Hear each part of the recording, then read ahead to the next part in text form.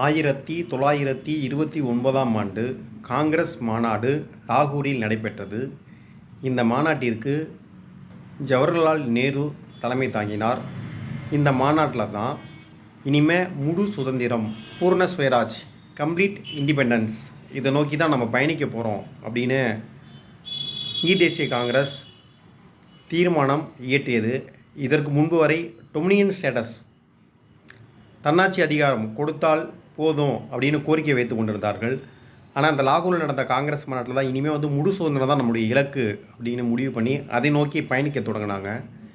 இங்கே தான் 1930 ஜனவரி 26 அன்று இந்தியா முழுவதும் மூவர்ண கொடியை ஏற்றுவோம். இந்தியா சுதந்திரமே அடையவில்லை, இருந்தாலும் சுதந்திரம் அடைந்து விட்டது என்று கூறி நாம் கொடியை ஏற்றுவோம் அப்படிங்கிற முடிவையும் இந்திய தேசிய காங்கிரஸ் எடுத்தது. இதன் தொடர்ச்சியாக ராவி நதிக்கரையில் மூவர்ண கொடி ஏற்றப்பட்டது.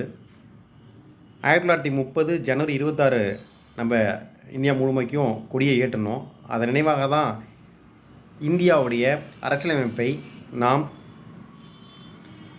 1949 நவம்பர் 26 அன்றே ஏற்றுக்கொள்ளப்பட்டாலும் அது நடைமுறைக்கு 1950 ஜனவரி 26 அன்று தான் வந்தது.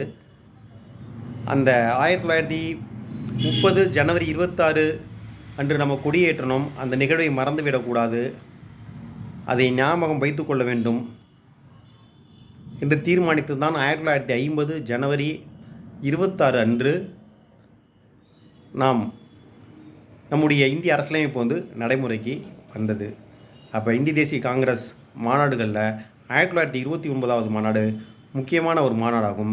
இந்த மாநாட்டில் தான் முழு சுதந்திரம் அப்படிங்கிற இலக்கை நோக்கி இனிமேல் பயணிக்கிறது முடிவெடுத்தாங்க. இந்த மாநாட்டின் தலைவர் ஜவஹர்லால் நேரு.